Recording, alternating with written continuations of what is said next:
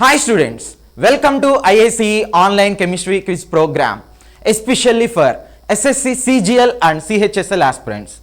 So in this program, few questions are displayed on the screen. So within the span of 20 seconds, you will comment the corresponding answer. After that, I will explain in detailed manner, right? So here is the first question. Your time starts now.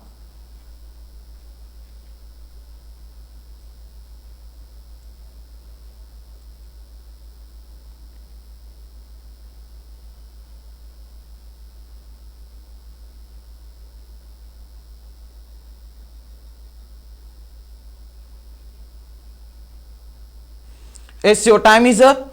So, what is the major common name for solid carbon dioxide?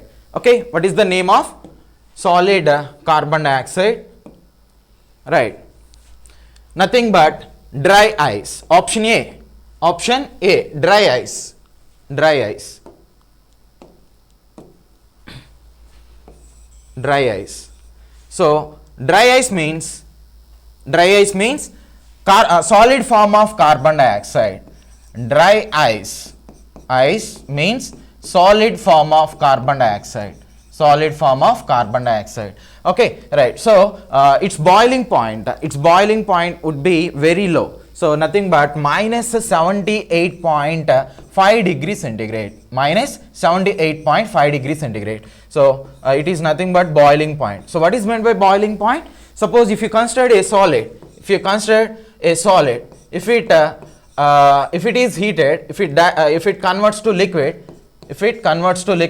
so that temperature is nothing but melting point. The temperature is nothing but melting point. Suppose if liquid is heated, it can be converted into gas. So that type of temperature is nothing but boiling point. The type of temperature is nothing but boiling point. So when liquid, the temperature which is required to conversion of liquid to gas is nothing but boiling or boiling method. So the temperature is considered as boiling point. So what is the boiling point of solid carbon dioxide or dry ice? Minus 78.5 degrees centigrade. So that's why this type of compounds are examples of cryogenic materials. Especially these type of compounds are used to preserve biological organisms or biological organisms, at the same time animal sperm. For example మీరు functions ఇలాంటి వాటిలో observe చేశారు అనుకోండి. Okay, so ఇలా ఒక white dense smoke అనేటువంటిది form అవుతూ ఉంటుంది. ఈ స్మోక్ అనేటువంటిది ఎలా ఫామ్ చేస్తారు అంటే వాటర్ అనేటువంటిది తీసుకుని దానికి డ్రై ఐస్ అనేటువంటిది యాడ్ చేస్తే అది ఇలా వైట్ డెన్స్ ఫ్యూమ్స్ అనేటువంటిది ఫామ్ చేస్తుంది. సో ఇక్కడ యూజ్ చేసేది కూడా ఈ డ్రై ఐసే అనమాట. డెకరేటింగ్ పర్పస్లో యూజ్ చేస్తారు. మనకి సినిమాలో ఈ స్వర్గం నరకం ఇలాంటివి గనక తీసుకున్నట్లయితే ఎస్పెషల్ అక్కడ కూడా సేమ్ ఈ టైప్ ఆఫ్ సెట్టింగ్ అనేటువంటిది ఉంటుంది. వాటర్కి యాడ్ చేసినప్పుడు వస్తున్నాయి అనమాట. ఓకేనా, రైట్. సో డ్రై ఐస్ కి సంబంధించినటువంటి కాన్సెప్ట్ ఇది. Number of times SSC point of వ్యూలో ప్రీవియస్ గా ఇచ్చినటువంటి బిట్ అనమాట. Okay, right. So next question. So your time starts now.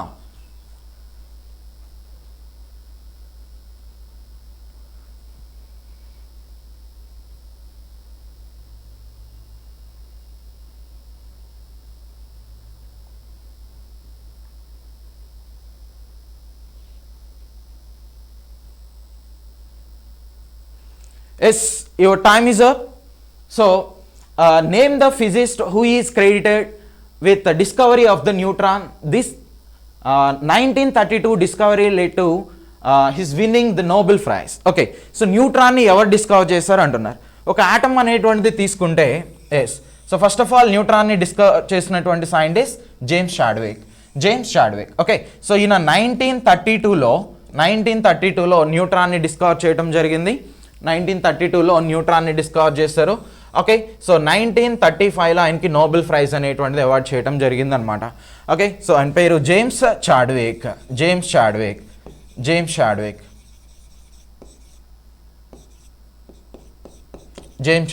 Okay, right. So ఒక ఆటమ్ అనేటువంటిది తీసుకుంటే ఆటంలో what are the primary particles of atom?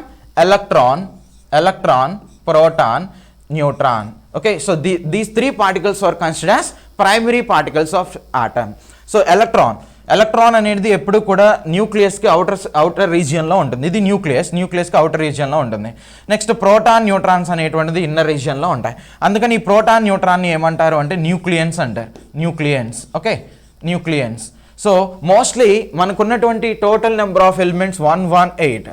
So ఈ 118 ఎలిమెంట్స్లో ఎస్పెషల్లీ హైడ్రోజన్ని స్కిప్ చేస్తే, ఓకే, సో హైడ్రోజన్ కాకుండా రిమైనింగ్ 117 ఎలిమెంట్స్లో ఈ ఎలక్ట్రాను, ప్రోటాను, న్యూట్రాన్ ఈ 3 particles కూడా ఉంటాయి. బట్ హైడ్రోజన్లో మాత్రమే ఎలక్ట్రాన్, ప్రోటాన్ ఉంటుంది, న్యూట్రాన్ అనేటువంటి పార్టికల్ ఉండదన్నమాట. So the one and only atom without having neutron is nothing but hydrogen అనేటువంటిది చెప్తాం. ఓకే, సో ఈ న్యూట్రాన్ని ఎలా డిస్కవర్ చేశారు అంటే ఎస్పెషల్లీ పొలోనియం అనేటువంటి ఒక రేడియో యాక్టివ్ ఎలిమెంట్ని తీసుకుని ఆ రేడియో యాక్టివ్ ఎలిమెంట్స్ నుంచి ఏం లిబరేట్ అవుతుంది, పొలోనియం అనేటువంటి ఒక రేడియో యాక్టివ్ ఎలిమెంట్ని తీసుకున్నారు. సో దీని నుంచి ఏం లిబరేట్ అవుతుంది, ఆల్ఫా, బీటా, గామా రేస్ అనేటువంటిది లిబరేట్ అవుతాయి. సో ఈ ఆల్ఫా రేస్ అనేటువంటిది తీసుకుంటే నథింగ్ బట్ హీలియం న్యూక్లైడ్ని ఆల్ఫా రేస్ అంటారు. అంటే ఆల్ఫా రేస్లో ఏ టైప్ ఆఫ్ పార్టికల్స్ ఉంటాయి, హీలియం న్యూక్లైడ్ అంటే అర్థం ఏంటి అంటే ఒక హీలియం ఆటమ్ అనేటువంటిది తీసుకుంటే అటామిక్ నెంబర్ ఎంత 2, అంటే దానిలో 2 ఎలక్ట్రాన్స్ ఉంటాయి. నెక్స్ట్ 2 ప్రోటాన్స్ అనేటువంటిది ఉంటాయి, 2 న్యూట్రాన్స్ అనేటువంటిది ఉంటాయి. సో ఈ 2 ఎలక్ట్రాన్స్ని రిమూవ్ చేస్తాం అనుకోండి, అప్పుడు ఏమొస్తుందండి, 2 ప్రోటాన్స్, నెక్స్ట్ 2 న్యూట్రాన్స్ అనేటువంటిది వస్తాయి. సో దీన్ని ఏమంటారు అంటే హీలియం న్యూక్లైడ్గా ప్రొనౌన్స్ చేస్తారు. సో ఈ type of helium nuclide particles అనేటువంటిది ఆల్ఫా రేస్లో ఉంటాయి అన్నమాట. ఓకే, సో ఇలా ఎలక్ట్రాన్స్ ఉన్నప్పుడు హీలియంకి ఏ ఛార్జ్ ఉంటుందంటే న్యూట్రల్ ఛార్జ్ అని చెప్తాం. బట్ ఎలక్ట్రాన్స్ని ఎప్పుడైతే రిమూవ్ చేసామో అప్పుడు హీలియం న్యూక్లైడ్కి ఏ ఛార్జ్ ఉంటుంది, పాజిటివ్ ఛార్జ్ అనేటువంటిది ఉంటుంది. అంటే ఆల్ఫా పార్టికల్స్కి ఎప్పుడు కూడా పాజిటివ్ ఛార్జ్ అనేటువంటిది ఉంటుంది అనమాట.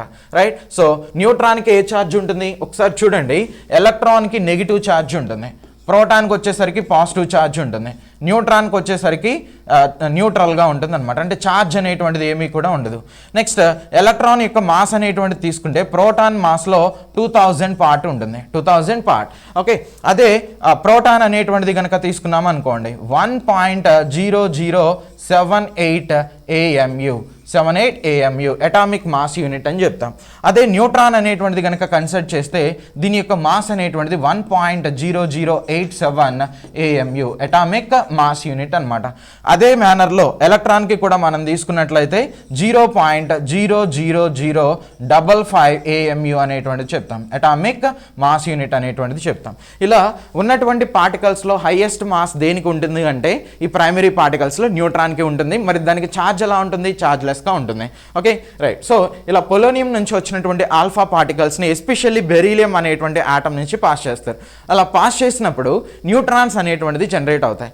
ఆ జనరేట్ అయినటువంటి న్యూట్రాన్స్ని వ్యాక్స్ అంటే కార్బన్ హైడ్రోజన్ ఎక్సెస్గా ఉన్నటువంటి అంటే కార్బన్ హైడ్రోజన్స్ కాంపోజిషన్లో ఉన్నటువంటి దాన్నే వ్యాక్స్ అంటాం. రైట్, సో ఈ వాక్స్ నుంచి పాస్ చేసినప్పుడు మనకి జనరేట్ అయ్యేటువంటి పార్టికల్ని ఒక గ్యాస్ ఉన్నటువంటి ఛాంబర్లోకి ఎంటర్ చేస్తారు.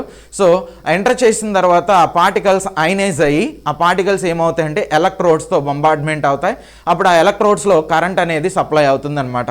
అక్కడ సప్లై అయినటువంటి కరెంట్ యొక్క ఫ్లోనెస్ని బేస్ చేసుకుని సో ఇక్కడ ఉన్నటువంటి పార్టికల్స్ ఏంటనేది అంటే ఈ న్యూట్రాన్ అనేటువంటిది ఫైండ్ అవుట్ చేయడం జరిగింది. ఓకే, ఇప్పుడు నేనేం చెప్పానో ఒకసారి ఆ కంటెంట్ని ఒక వీడియోలో చూద్దాం.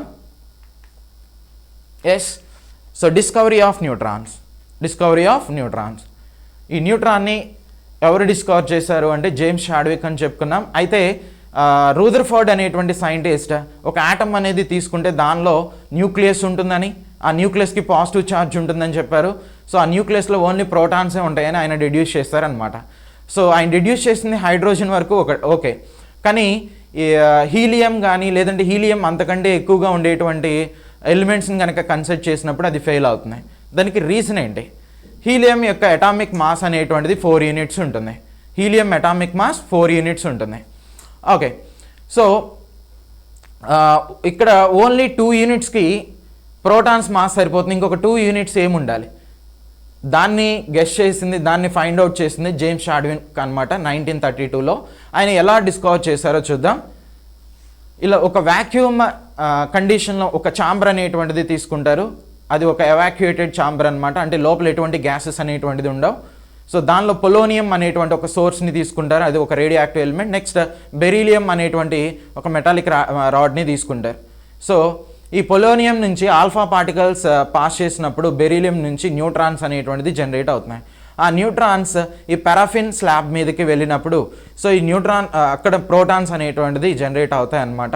ఎందుకనంటే ఈ పారాఫిన్ వ్యాక్స్లో వచ్చేసరికి ఎక్కువగా హైడ్రోజన్స్ అనేటువంటిది ఉంటాయి. వాటితో ఇవి బంబార్డ్మెంట్ అయ్యి సో ఈ అక్కడ జనరేట్ అయినటువంటి ఆ పార్టికల్స్ అనేటువంటిది ఈ గ్యాస్ కంటెంట్ ఉన్నటువంటి ఛాంబర్లోకి వెళ్ళినప్పుడు ఆ గ్యాస్ అనేటువంటిది అయనైజ్ అవుతుంది.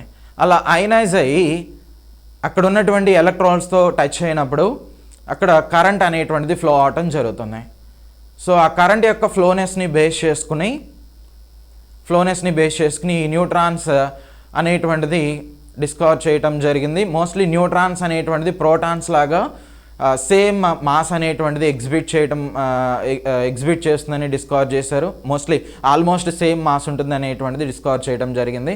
అందుకని మీకు ఇచ్చిన వాల్యూస్లో కూడా ప్రోటాన్కి 1.0078 AMU అని ఇస్తే న్యూట్రాన్కి 1.0087 AMU రఫ్లీ వాల్యూస్ అనేది గుర్తుపెట్టుకోవడానికి అలా ఇవ్వటం అనేది జరిగింది.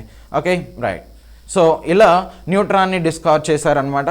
So next question, yes your time starts now.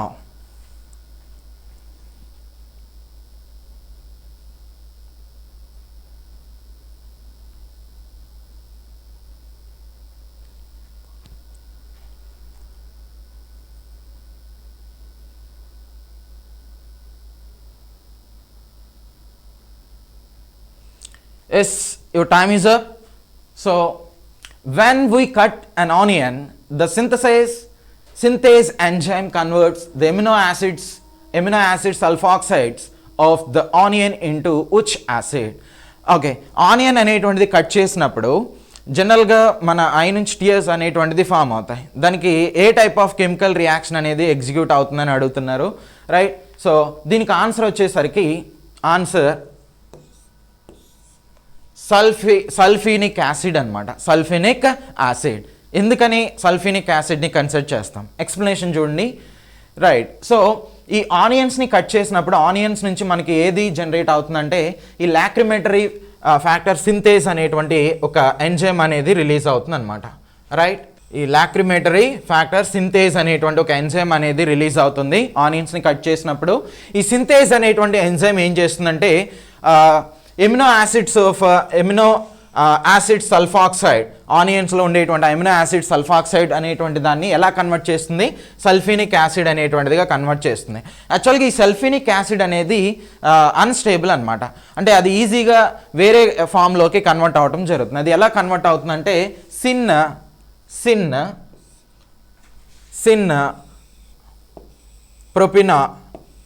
ప్రొపిన్థియల్ yes oxide అనేటువంటిదిగా convert అవుతుంది. ఇక్కడ సిన్ అంటే అర్థం ఏంటంటే సపోజ్ ఏదైనా ఒక డబుల్ బాండ్ అనేటువంటిది తీసుకున్నాం అనుకోండి, ఆ డబుల్ బాండ్కి ఇలా సేమ్ సైడ్ని కనుక ఏదైనా గ్రూప్స్ అనేది ఉంటే, ఇలా ఏదో సంథింగ్ గ్రూప్స్ కనుక ఉంటే వాటిని సిన్ అనేటువంటిదిగా చెప్తారు. అలా కాకుండా ఆపోజిట్ డైరెక్షన్లో కనుక ఉంటే వాటిని యాంటీ అనేటువంటిదిగా చెప్తారు. ఇలా ఉంటే సిన్ అంటాం, ఈ పొజిషన్లో ఉంటే దాన్ని యాంటీ అనేటువంటిదిగా చెప్తాం. Okay right. సో ఇలా సిన్ ప్రొపెన్షిషియల్ ఎస్ ఆక్సైడ్ అనేటువంటిది ఫామ్ అవటం జరుగుతుంది. సో ఇది ఏం చేస్తుందంటే సో మన ఐబాల్ పైన ఉన్నటువంటి ఈ లాక్రిమల్ గ్లాండ్ అనేటువంటిది ఉంటుంది. ఏంటది? Lacrimal gland. ఈ లాక్రిమల్ గ్లాండ్ అనేటువంటి దాంతో రియాక్ట్ అయ్యి సో ఐ నుంచి టీయర్స్ అనేటువంటిది ఫామ్ అవుతాయి అన్నమాట. సో మనకి ఈ సల్ఫినిక్ యాసిడ్ చేసేటువంటి కంటెంట్ ఇది, ఇంపాక్ట్ అనేటువంటిది ఇదనమాట. ఓకే, సో జనరల్గా ఈ టైప్ ఆఫ్ కాంపౌండ్ C3H5SOH అనేటువంటిదిగా తీసుకుంటాం. ఓకే, ఇది alkyl oxy sulfonyl compound related one అనమాట, రైట్? సో ఫైనల్గా దీని కన్క్లూషన్ ఏంటంటే సల్ఫినిక్ యాసిడ్ అనేటువంటిది ప్రొడ్యూస్ అవుతుంది. ఓకేనా? సో నెక్స్ట్ క్వశ్చన్ చూడండి. Here is the next question.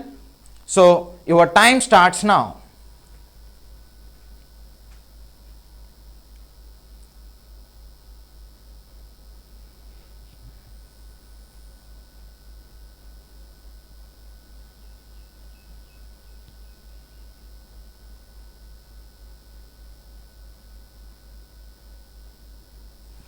Yes, your time is up. So calcium sulfate dihydrate is commonly known as, okay, calcium sulfate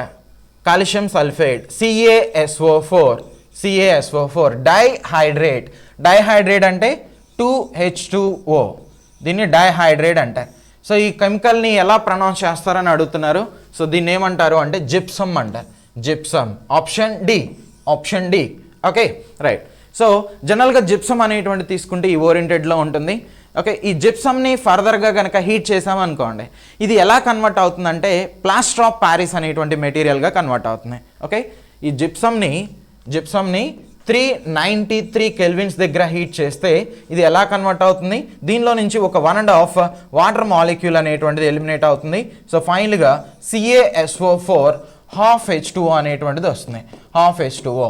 so దీన్ని ఇంకొక విధంగా ఎలా రాస్తారంటే CaSO4 H2O. సో దీన్ని ఏమంటారు అంటే POP అంటే ప్లాస్టర్ ఆఫ్ ప్యారిస్ అంటాం.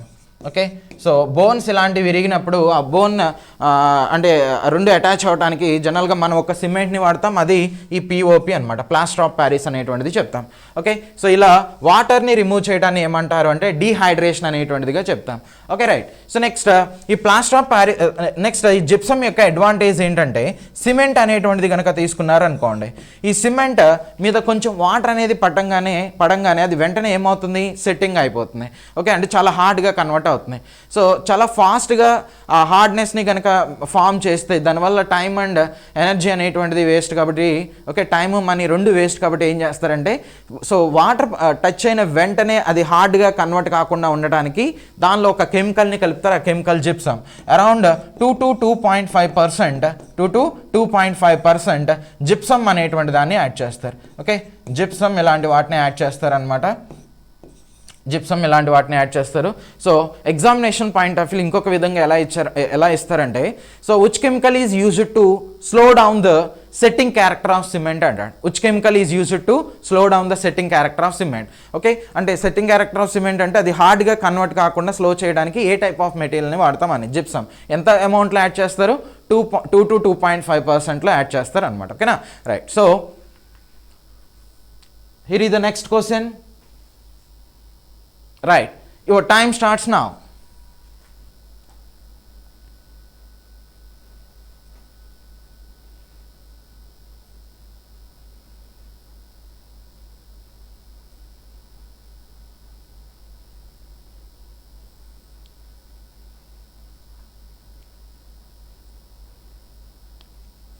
Yes, your time is up.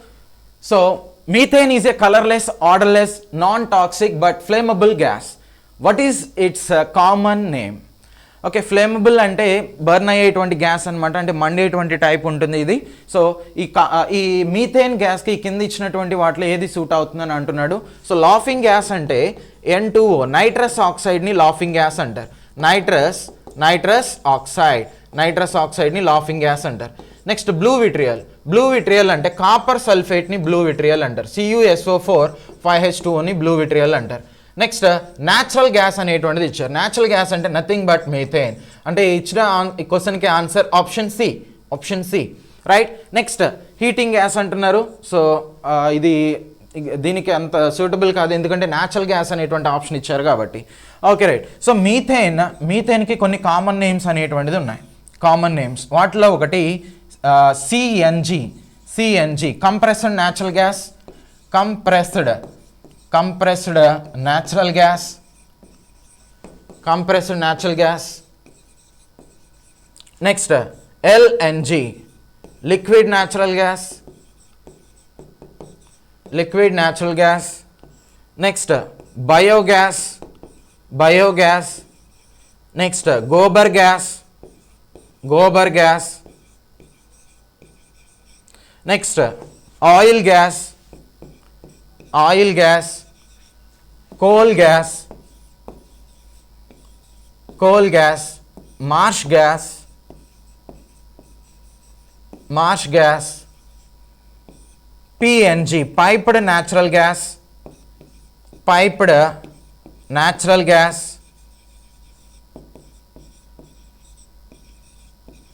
Okay, ఇలా నెంబర్ ఆఫ్ కామన్ నేమ్స్ అనేటువంటిది ఉన్నాయి. ఎక్కువగా ఎగ్జామినేషన్ పాయింట్ ఆఫ్ వ్యూలో ఈ సిఎన్జి ఇలాంటి టర్మినాలజీ, లేదంటే biogas, LNG, right. So next natural gas అనేటువంటిది, ఇక్కడ చెప్పినటువంటి న్యాచురల్ గ్యాస్, ఇవన్నీ కూడా ఎగ్జామినేషన్ పాయింట్ ఆఫ్ వ్యూలో SSC or CGL point of view చాలా, SSC CGL or CHSL point of వ్యూలో చాలా చాలా ఇంపార్టెంట్ అనమాట. ఓకేనా, రైట్. సో నెక్స్ట్ క్వశ్చన్ చూడండి. Next question, right. The time starts now.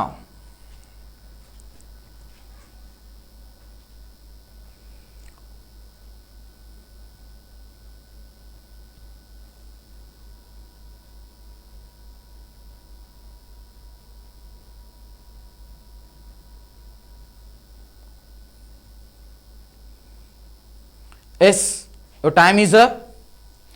So who is the only scientist in the world to have won the Nobel Prize in chemistry twice? Okay, so కెమిస్ట్రీలో 2 times Nobel praise ఎవరికి వచ్చిందని అంటున్నారు. So first one option madam Curie, next Linus Carl Pauling, next Roger D Kornberg, next option D Frederick Sanger. So దీనికి answer వచ్చేసరికి option D, so Frederick Sanger, right. Yes, ఈ Frederick సాంగర్కి 2 times Nobel prize వచ్చింది. So ఏ ఇయర్లో వచ్చిందంటే first one 1958లో, next 1980లో రావటం జరిగిందనమాట. రెండు కూడా దట్టు కెమిస్ట్రీలోనే వచ్చింది.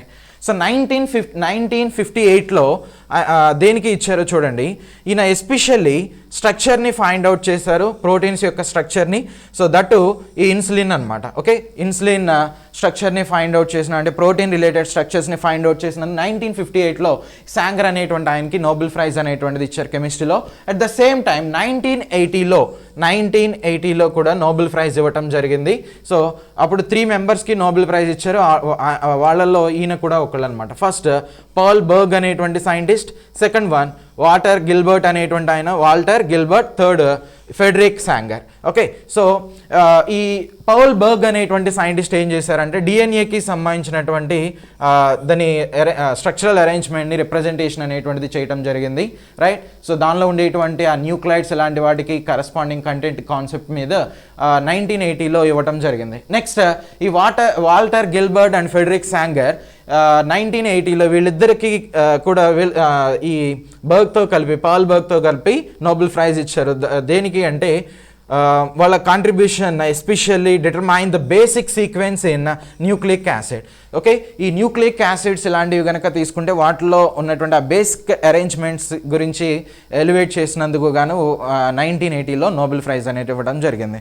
అయితే మేడం క్యూరీకి కూడా 2 times నోబెల్ ప్రైజ్ అనేటువంటిది వచ్చింది. ఒకటి 1903లో వచ్చింది, ఇంకోటి 1911లో వచ్చిందనమాట. 1903లో రేడియో యాక్టివిటీ అనేటువంటి కాన్సెప్ట్కి ఇవ్వడం జరిగింది. ఓకే, సో ఈ రేడియో యాక్టివిటీలో న్యాచురల్ రేడియో యాక్టివిటీ ఉంటుంది, ఆర్టిఫిషియల్ రేడియో యాక్టివిటీ ఉంటుంది. న్యాచురల్, రెండవది ఆర్టిఫిషియల్. ఓకే, సో ఈ న్యాచురల్ రేడియో యాక్టివిటీని ఎవరు ఇంట్రడ్యూస్ చేశారు అంటే హెన్రీ బెకరెల్.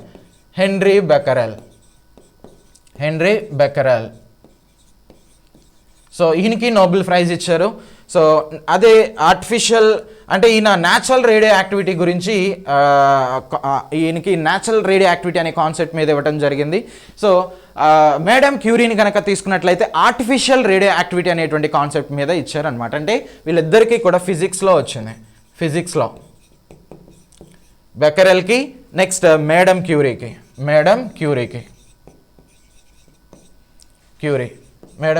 వీళ్ళిద్దరికీ కూడా ఈ ఫిజిక్స్లో రావటం జరిగింది 1903లో. అదే 1911లో కనుక తీసుకున్నట్లయితే పొలోనియం అనేటువంటి ఒక radioactive element, next radium అనేటువంటి ఒక ఎలిమెంట్, ఈ 2 ఎలిమెంట్స్ని డిస్కవర్ చేసినందుకు, రైట్. సో 1911లో మేడం క్యూరీకి నోబెల్ ప్రైజ్ ఇచ్చారు. ఇది కెమిస్ట్రీలో. ఓకే, సో తనకి కూడా 2 నోబెల్ ప్రైజెస్ వచ్చినాయి. బట్ ఒకటి వచ్చేసరికి ఫిజిక్స్లో, ఒకటి కెమిస్ట్రీలో రావడం జరిగిందనమాట. అందుకని ఇక్కడ ఇచ్చిన దానికి ఆన్సర్ ఆప్షన్ డి అనేటువంటి దాన్ని తీసుకుంటాం. Okay, right. So here is the next question. So your time starts now.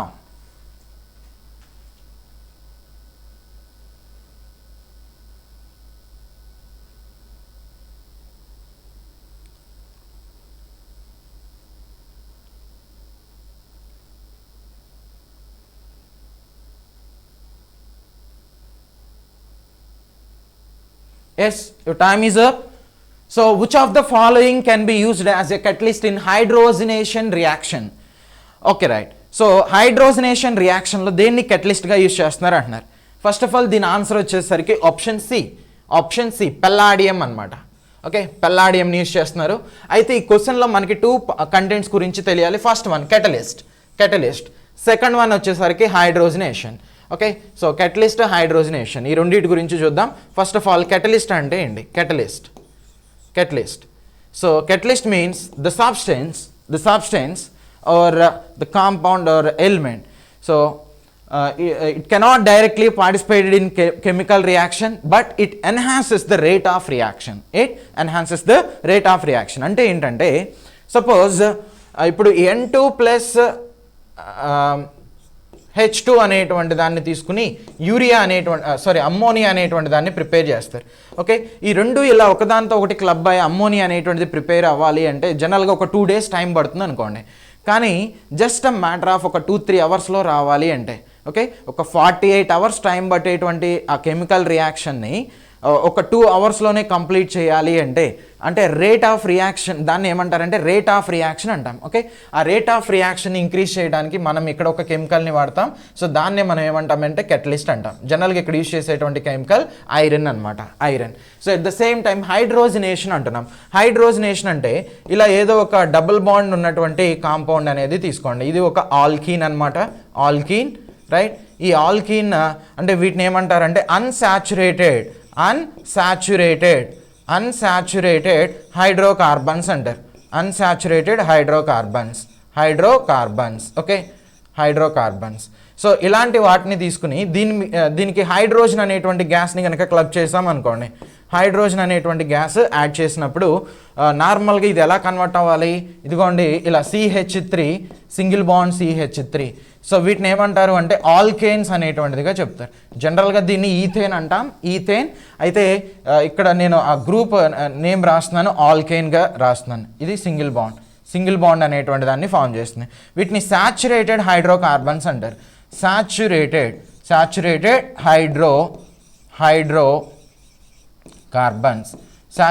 Hydrocarbons అంటారు. ఓకే, సో ఈ రియాక్షన్ అనేది ఎగ్జిక్యూట్ అవడానికి అరౌండ్ ఒక 2 days పడుతుంది అనుకుందాం. సో అంత టైం కాకుండా ఫ్రాక్షన్ ఆఫ్ అవర్స్లో కంప్లీట్ చేయాలి అంటే జనరల్గా ఏం చేస్తారు ఇక్కడ? నికెల్ అనేటువంటి దాన్ని, పలాడియం అనేటువంటి దాన్ని, లేదంటే ప్లాటినం, ఈ టైప్ ఆఫ్ కెటలిస్ట్ అనేటువంటిది వాడతారు. ఈ మూడిట్లో ఏది యూజ్ చేసినా కానీ ఈ రియాక్షన్ అనేటువంటిది ఎగ్జిక్యూట్ అవుతుంది అనమాట. Okay, so which metal is used in hydrogenation reaction అలా అడిగినా, లేదంటే హైడ్రోజనేషన్ ఆఫ్ ఆయిల్స్ ఇలాంటివి అడిగితే దానికి answer nickel or palladium or platinum అనేటువంటి దాన్ని తీసుకుంటాం. Okay, right. సో కెటలిస్ట్ అంటే ఏంటో చూసాం. మరి హైడ్రోజనేషన్ అంటే ఏంటి? హైడ్రోజనేషన్ అంటే హైడ్రోజన్ని యాడ్ చేయడాన్ని ఏమంటారంటే హైడ్రోజనేషన్ అంటాం.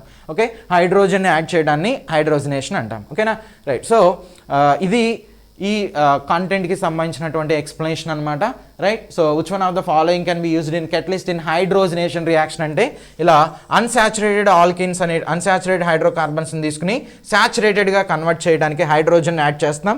దీన్ని హైడ్రోజనేషన్ అంటారు. ఇక్కడ యూజ్ చేసేటువంటి దాన్ని అంటే టైంని చాలా తక్కువ టైంలో ప్రొడక్ట్ రావడానికి మనం యూజ్ చేసేదాన్ని ఏమంటారంటే కెటలిస్ట్ అనేటువంటిదిగా చెప్తారు. సో ఇది రేట్ ఆఫ్ రియాక్షన్ ఇంక్రీజ్ చేస్తుంది అనమాట. Okay, right. So next question చూడండి, right. Your time starts now.